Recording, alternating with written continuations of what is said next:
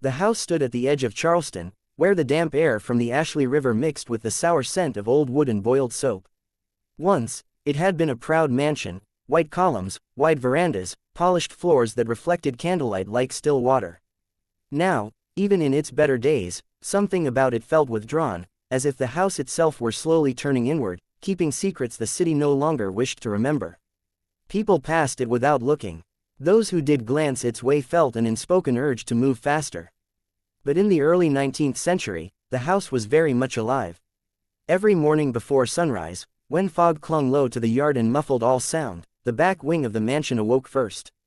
The laundry room, the hottest place in the house, the loudest, the cruelest, that was where Lavinia worked. She was the laundress, an enslaved woman whose name rarely left the mouths of others. To the household, she was hands, sweat, and silence. To the laundry room, she was something else entirely. Her days began with fire. She fed the stoves until the iron bellies glowed red, then hauled water into massive wooden tubs banded with metal. When the water began to boil, steam rose thick and wet, coating the ceiling beams and raining back down in slow, burning drops. The air was heavy with lye, sweat, and fabric long stained by other people's lives. There were no real windows, only narrow slits near the ceiling where pale light struggled to enter. Time passed strangely in that room. Hours felt like days, days like a single, unending moment of heat. Lavinia knew the room intimately. She knew the sound wood made just before it cracked from heat. She knew the difference between a harmless splash and water hot enough to strip skin. She knew exactly how long cloth could stay submerged before it weakened, and how long flesh could endure before it failed. The scars on her arms were not accidents. Each one carried a memory. Each one was a lesson learned the hard way.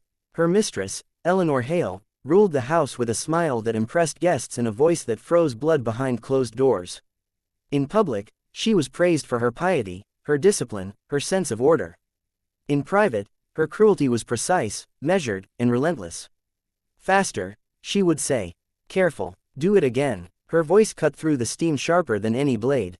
Lavinia never answered. Silence was safer. Silence was survival. But inside her, words stacked up like dry kindling, waiting for a spark. On that particular day, the mistress came down to the laundry herself. It was unusual, and it was never a good sign. Her shoes clicked against the wooden floor, each step echoing unnaturally loud in the humid room. Lavinia felt her presence before she heard her, as if the air itself recoiled. "Look at this, Mrs. Hale said, tossing a white shirt into the tub. Is this what you call clean?" The cloth was spotless, whiter than anything that house truly deserved. Lavinia said nothing. "I said, look at me when I speak to you." Slowly, she raised her eyes. For a single moment, their gazes met. And in that moment, something shifted, not rage, not madness, but a calm, irreversible certainty. A decision that had been forming for years, heating slowly, patiently, like water brought to boil 1 degree at a time. The tub began to churn. Steam thickened. The water rolled and snapped against the wood. The house listened. It had always listened to the laundry room. It remembered every scream swallowed by steam, every command shouted over boiling water, every punishment disguised as discipline. Mrs. Hale stepped closer to the edge of the tub. Lavinia lowered her hands into the boiling water. She did not flinch. Night had not yet fallen. But, inside the house, something had already crossed a line it could never return from. To be continued. The scream did not come immediately. That was what the house remembered most clearly afterward. Mrs. Hale leaned over the tub, lips already parted to deliver another correction, another small cruelty wrapped in civility. The steam blurred her face, softened her sharp features into something almost gentle. Almost human. Lavinia moved. It was not sudden, not frantic. Her hands rose from the boiling water slowly, droplets hissing as they fell back into the tub. Her grip closed around the stiff fabric of the mistress's sleeves. The moment stretched, long enough for Mrs. Hale's eyes to widen, for understanding to bloom too late. "What are you?" The words broke apart as Lavinia shoved. The mistress fell forward into the churning water, her cry ripped into fragments by steam and heat. The tub sloshed violently, boiling water spilling over the sides, scalding the floor. Mrs. Hale thrashed, her heels kicking uselessly against the wooden planks, fingers clawing for purchase that did not exist. The laundry room filled with sound. Not just screaming, but boiling, wood groaning, metal shrieking as the bands around the tub strained. Steam swallowed everything, turning the room into a white, suffocating womb. Lavinia did not let go. She leaned her weight forward, pressing down with a strength she did not know she still possessed. Her arms burned, her skin screamed, but she held firm, jaw clenched, eyes steady. Mrs. Hale's screams changed pitch. They became wet, broken, animal. The house absorbed every sound. The door to the laundry room rattled as footsteps pounded outside. Voices shouted. Someone tried the handle. It would not turn. The latch had warped in the heat, swollen shut as if by intention. Inside, time lost meaning. The struggle weakened. The thrashing slowed. Steam thickened until it felt solid enough to drown in. The water rolled relentlessly, uncaring, precise. When it was over, the tub was still. Lavinia released her grip and stepped back, chest heaving. Her hands were raw, blistered, bleeding, but she barely noticed. She stared into the water, where pale fabric floated like skin shed from something no longer alive. The silence that followed was heavier than the noise had been. Outside the door, fists continued to pound. Orders were shouted. Panic spread, but inside the laundry room, the house settled, beams creaking softly, as if stretching after a long confinement. Lavinia backed away until her shoulders touched the wall. Slowly, she slid down, leaving a smear of blood and water behind her. She did not cry. She did not pray. She listened. The house was not angry. It was attentive. The door finally burst open. Men rushed in, then stopped short, horror freezing them in place. Steam drifted upward like a departing soul. One man retched. Another crossed himself. Someone whispered, "My God." Lavinia was dragged to her feet, chains clamped around her wrists. She did not resist. As they pulled her from the room, she looked back once, at the tub, at the water still gently steaming. For a moment, just a moment, she thought she felt approval. That night, the mistress's body was removed. The laundry room was scrubbed. The tub was emptied and refilled, as if water could erase what it had learned. But the house did not forget.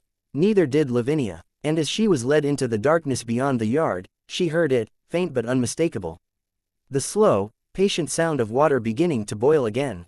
To be continued. They locked Lavinia in the narrow room beneath the stairs, the one without windows, where the air smelled of damp stone and old fear.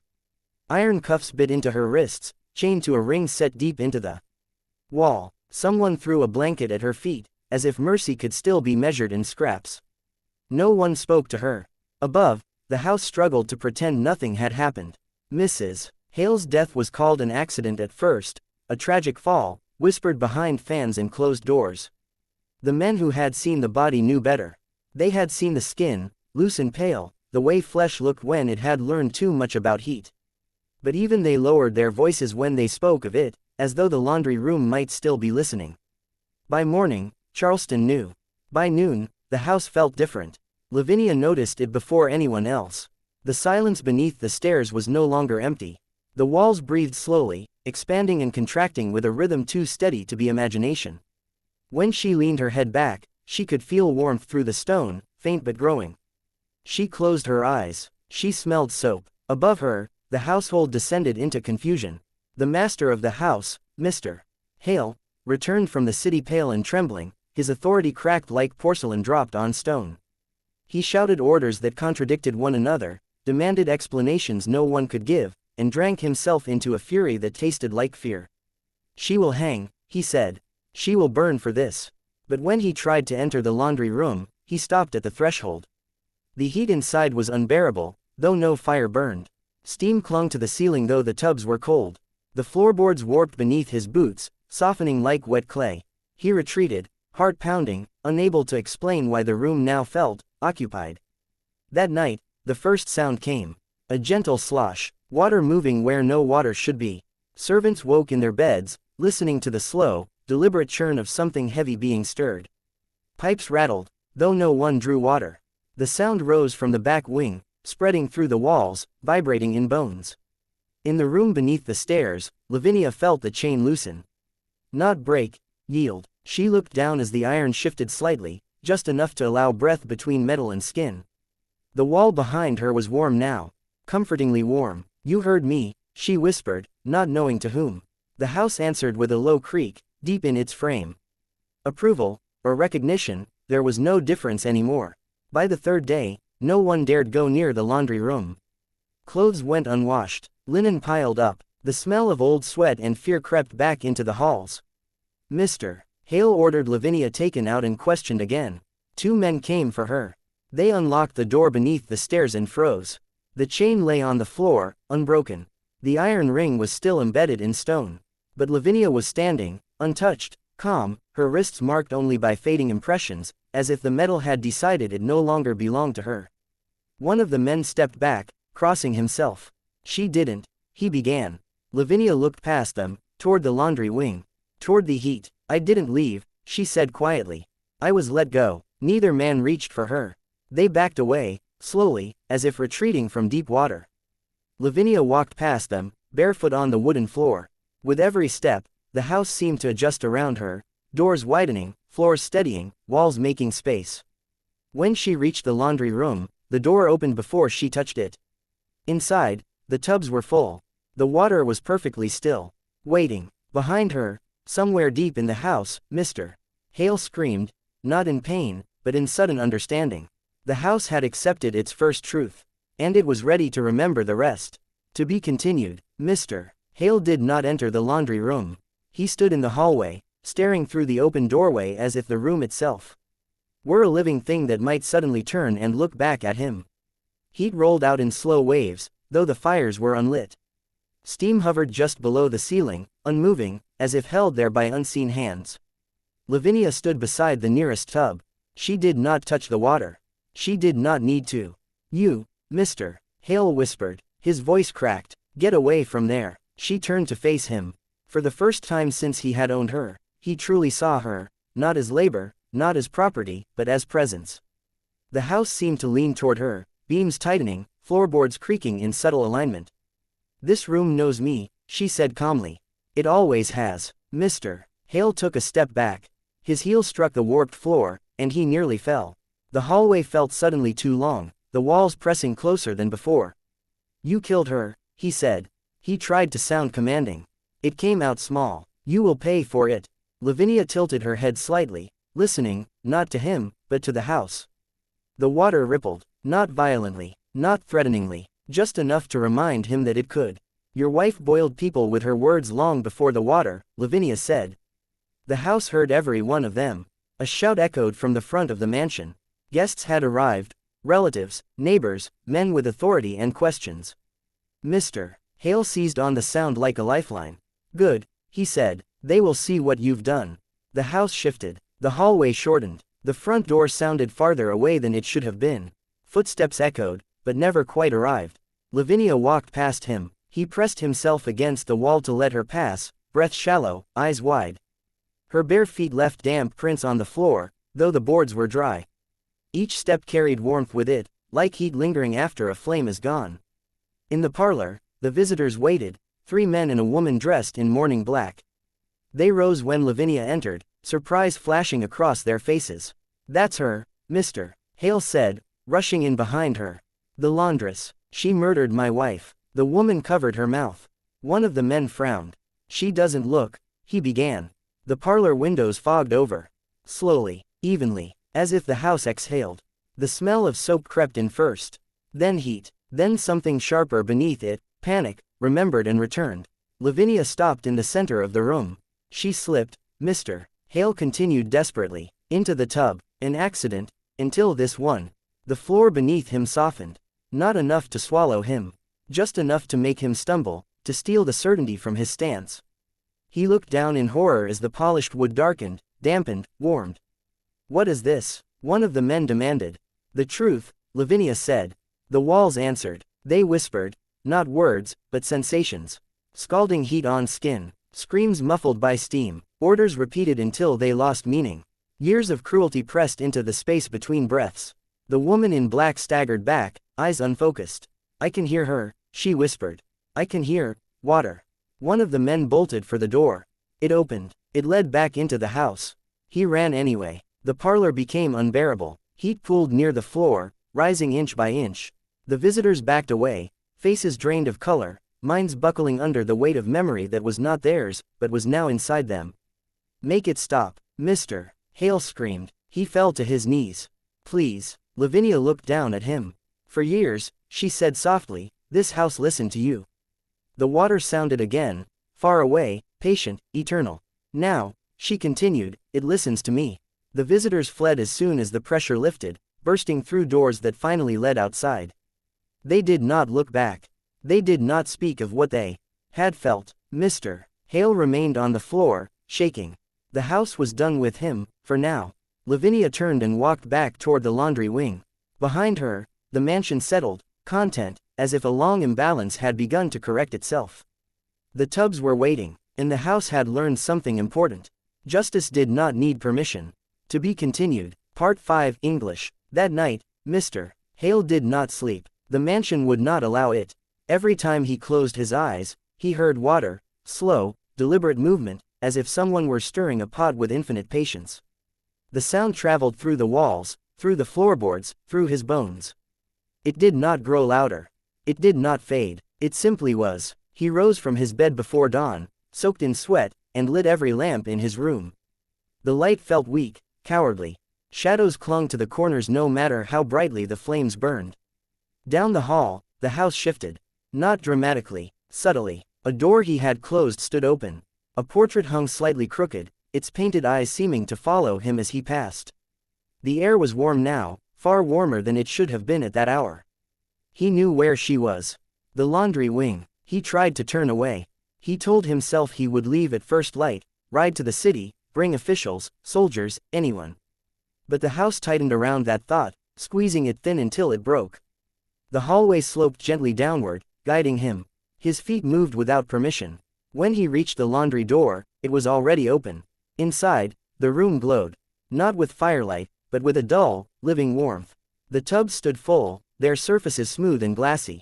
Steam hovered low, brushing against his face like damp fingers. Lavinia stood between them. She had changed. Not in appearance. Her dress was simple, her hair tied back as always, but in presence. She seemed anchored to the room, as though the floor recognized her weight, as though the walls had learned her shape. You don't own this house anymore, she said, without turning. Mr. Hale swallowed hard. You are mistaken, he replied, though his voice trembled. Everything here belongs to me. The water rippled, not violently, just enough to mock him. You fed it with silence, Lavinia said. With heat, with fear. You thought none of it mattered because it stayed inside these walls. She turned to face him. Nothing stays inside a house forever. He stepped backward. The door behind him refused to move. He pulled at it, panic rising, breath shortening. I didn't do this, he said. She did, my wife. I allowed things, yes, but... The tubs began to steam more heavily. The walls answered him, not with sound, but with memory. He felt it then. Hands burned raw from endless labor. Voices stripped of name and worth. Heat used not for cleansing, but for control. The house poured it into him, not all at once, but carefully, drop by drop, the way it had learned to do. Mr. Hale screamed. He fell to the floor, clutching his head as the memories tightened around his thoughts. He saw himself reflected not as master, but as witness, standing aside, benefiting, choosing not to see. That was your crime, Lavinia said quietly.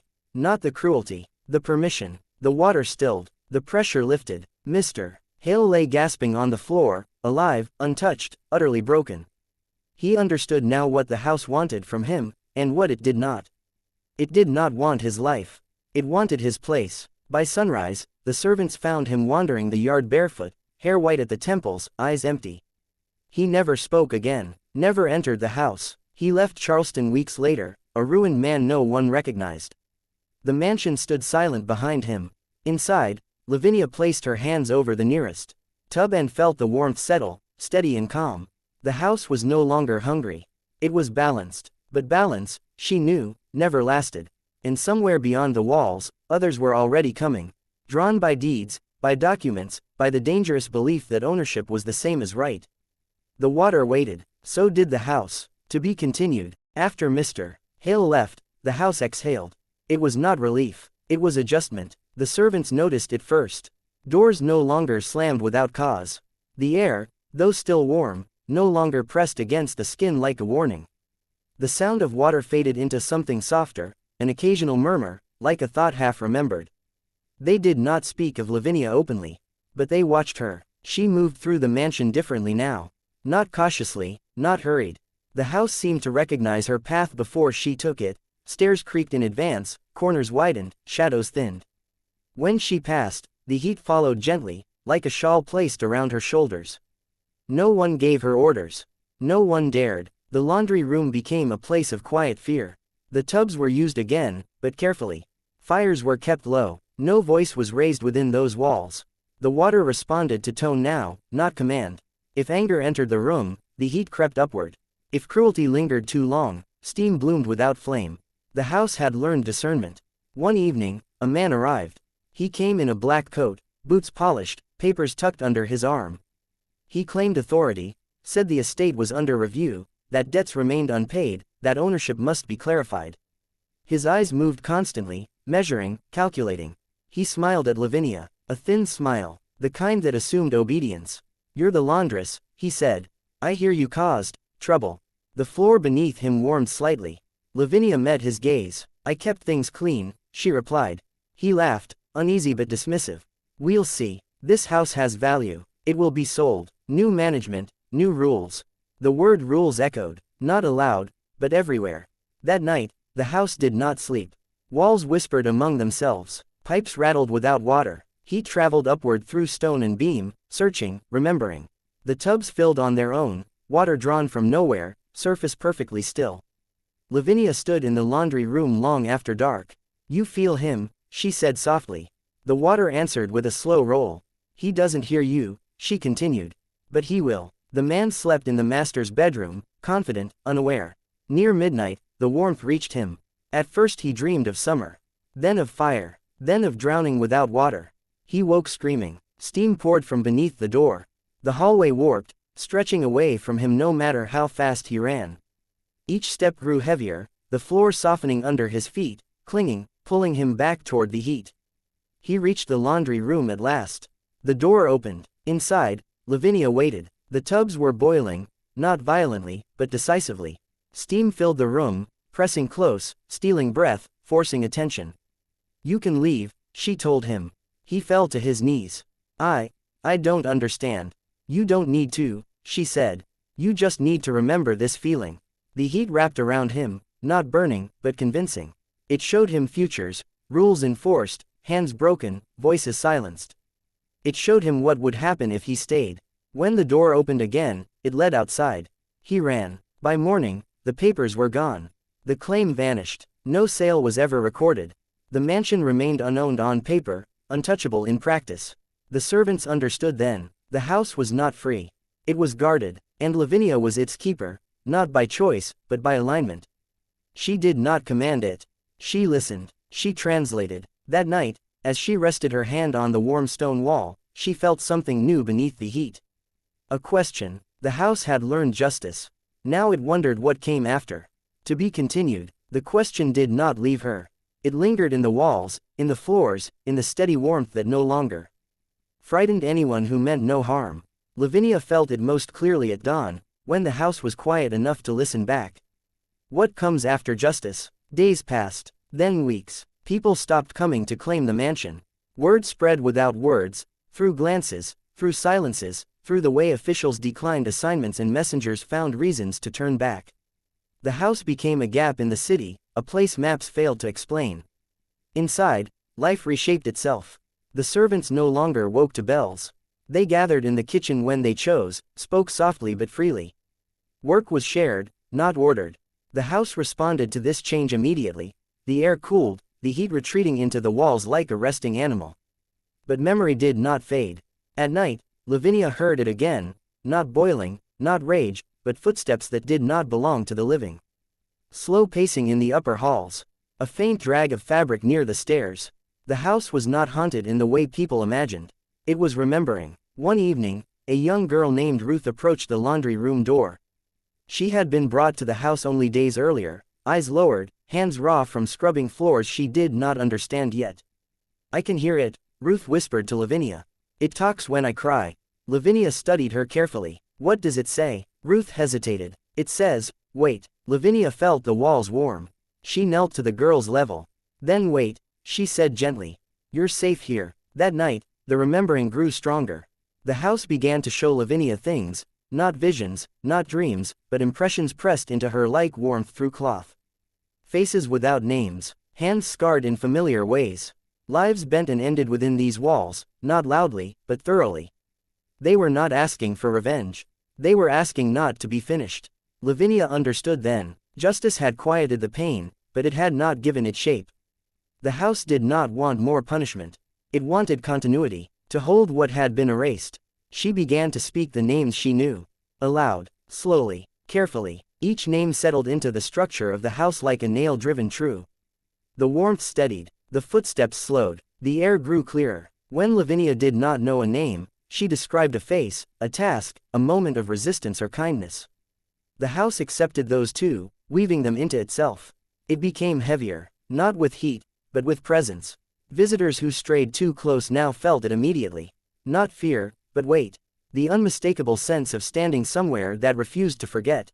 Most turned away. A few wept without knowing why.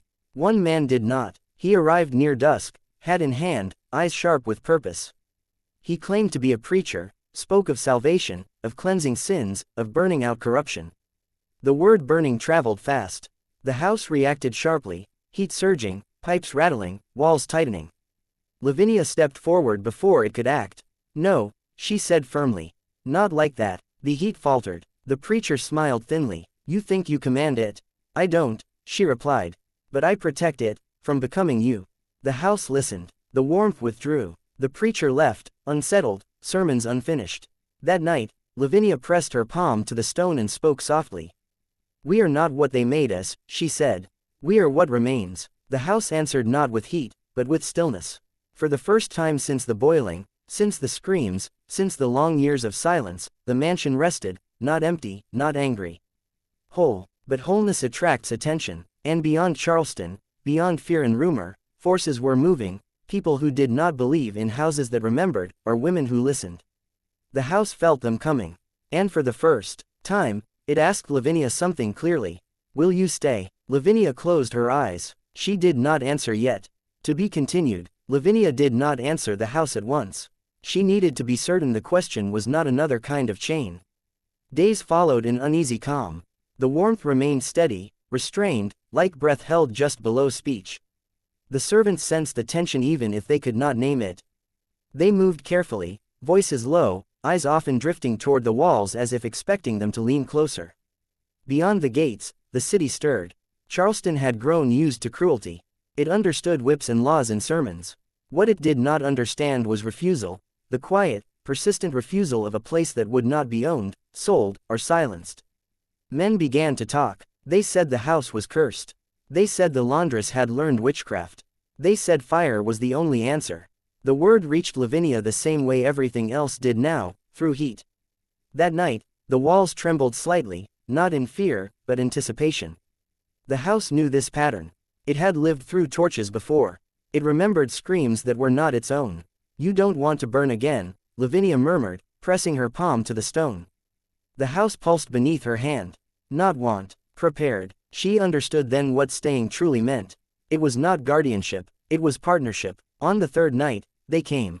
Not an army, just enough men to feel righteous, lanterns swinging, voices loud with borrowed courage.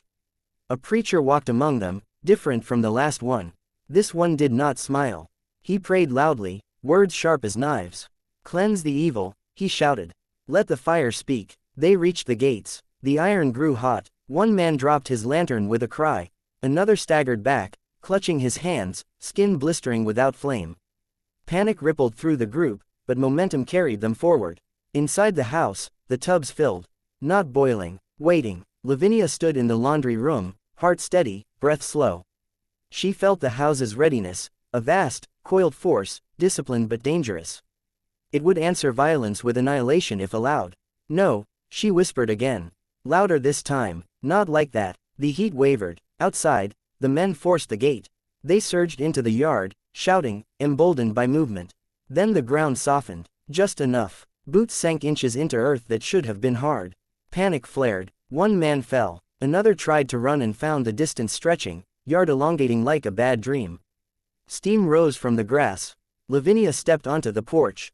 Her presence carried through the space like a bell struck once. Go home, she said. Her voice was not loud. It did not need to be. The men froze. They felt it then, not fear of death, but certainty of memory. The weight of what the house held pressed into them, names spoken aloud, lives accounted for, pain acknowledged and stored where it could no longer rot. One man wept, another dropped to his knees. The preacher tried to speak again. The heat focused on him. Not burning, revealing. He saw himself clearly, stripped of language that excused hunger for control.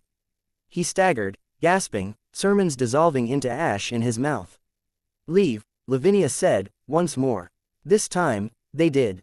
They fled the yard, the street, the neighborhood, carrying the story with them like a bruise no one could see but everyone could feel. When the gates closed, the house went still. No triumph, no rage, just quiet. Lavinia returned to the laundry room and sat on the cool stone floor. For the first time, exhaustion caught her fully.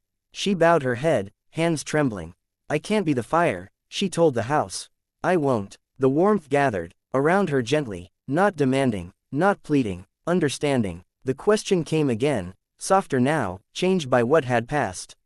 "Will you stay and teach us when not to burn?" Lavinia closed her eyes. "Yes," she said. The house accepted the answer, not with heat, but with balance. The tubs cooled, the walls settled, memory remained, but it no longer clawed. Outside, dawn broke clean and pale. Inside the mansion, something unprecedented existed. A place that remembered suffering, and chose restraint. But restraint, Lavinia knew, was not the end of the story. It was the beginning of responsibility. To be continued. Responsibility changed the house, not all at once, not dramatically. It changed the way living things do, quietly, through repetition and choice. Lavinia woke before dawn each day, not to noise, but to intention. The house no longer whispered at random. When it spoke, it did so with purpose. A warm patch of floor where someone would soon stumble, a cooling wall where anger lingered too long, a door that refused to open until harsh words softened into something else. The servants learned quickly. This place was not ruled. It was answered. People began to come, not to claim the mansion, but to ask for it. A woman with bruises hidden beneath her sleeve stood at the gate one morning, eyes hollow with long endurance. A boy arrived another day, running from an apprenticeship that felt too much like a sentence. Later, a man came who had once held a whip and now carried only regret. The house felt each of them before Lavinia did. Some were turned away. The ground hardened beneath their feet, paths shortened, courage thinned. They left confused, uneasy, unable to explain why. Others were allowed inside. The house did not forgive them. It did not absolve, but it allowed witness. Those who stayed felt the weight of memory press gently against them, not to punish, but to insist on honesty. No lies survived long inside those walls. Words spoken without truth dried in the mouth, fell useless to the floor. Lavinia guided them through it. "This place remembers," she told them. "If you stay, so must you." Some left after a single night, unable to bear the presence of what could not be denied. Others stayed and changed in ways that had nothing to do with comfort. The city began to shift around the mansion. People avoided the street, then sought it out. Stories changed shape as they passed from mouth to mouth. The house was cursed. The house was holy. The house was alive. None were fully wrong. One evening, Ruth, the girl who had first heard the house whisper, sat beside Lavinia on the back steps. "Will it ever forget?" she asked. Lavinia considered the question carefully. "No," she said, "but it can decide what it carries forward." Inside, the tubs were empty now, their surfaces dry and dull. They were no longer needed for judgment. Memory had found other ways to live, in walls, in warmth, in the steady refusal to be erased. That night, Lavinia dreamed. She stood in the laundry room as it had once been, steam thick, water rolling. But this time, the faces in the water were calm. They did not reach for her. They did not accuse. They watched. When she woke, the house felt different. Heavier, older. It was not afraid, but it was aware. Something beyond the city had noticed. Not men with lanterns or papers, but ideas. The kind that traveled far, took root quietly, and reshaped worlds while pretending to be progress. Lavinia felt them like a change in weather, distant but inevitable. "You can't stop everything," she told the house. The walls warmed slightly, not denial, acceptance. That was when she understood the final shape of her role. She was not the house's voice. She was its boundary. The place, where memory met the present and decided, each time, whether to harden or to yield. Whether to burn or to hold. Near midnight, Lavinia walked the halls alone, palm brushing familiar stone. She spoke the names once more, not in mourning, but in continuity. The house listened. Outside, the world moved closer. Inside, something prepared, not for war, not for destruction, but for endurance. Because memory, when held carefully, could outlast fire. And responsibility, once chosen, could not be unchosen. The house knew this. So did Lavinia. One part remains. The last change came quietly. No warning heat, no restless walls, just a stillness so complete that even memory seemed to hold its breath. Lavinia felt it at dawn. She stood alone in the laundry room, the place where everything had begun. The tubs were cold now, their metal dull, ordinary. Sunlight slipped through the high window and rested on the floor like a benediction that did not ask permission. The house was listening, but it was no longer asking questions. That was how she knew. Outside, the city had grown. New streets pressed closer. New voices spoke of progress, of renewal, of forgetting what made people uncomfortable. The mansion sat in the middle of it all like a pause no one could erase. Officials came one last time, not with threats, not with fire, but with smiles and papers and promises of preservation. They spoke of turning the house into something safe, something quiet, something that would tell a story without weight. Lavinia listened politely. The house did too. When the men finished speaking, the silence stretched. The walls did not heat. The floors did not soften. The tubs did not fill. Nothing resisted. "You may take it," Lavinia said at last. The men blinked, surprised. "But know this," she continued calmly. "You cannot empty it." They laughed, uneasy, and left with their plans. That night, Lavinia packed nothing. She walked through every room once more, touching stone, wood, iron. She spoke the names again, not to anchor them, but to release herself from carrying them alone. "You remember now," she whispered. "You don't need me to hold you." The house answered with warmth, not possessive, not pleading. Grateful. At the threshold, Lavinia paused. For the first time since the boiling, since the screams, since the long years of silence, she felt light. Not free of memory, but no longer bound to it. She stepped outside. Behind her, the house remained. In the years that followed, the mansion became many things. A preserved site, a place of education, a structure studied and catalogued. People walked its halls and felt something they could never quite explain. Some cried without knowing why. Some left early, hearts pounding. Some stood very still, listening. No fire ever touched it again. No cruelty lasted long inside its walls. And sometimes, on quiet afternoons, when sunlight warmed the stone just so, people swore they heard water moving, not boiling, not threatening. Remembering. As for Lavinia, she disappeared into the world beyond Charleston. There were stories of a woman who arrived where suffering had been buried too quickly, who stood between memory and denial, who knew when to stay and when to leave. But those were only stories. The truth remained where it belonged. In a house that had learned pain, chosen restraint, and discovered something rarer than vengeance. Endurance. And in that endurance, the dead were not avenged. They were finally, irrevocably, kept.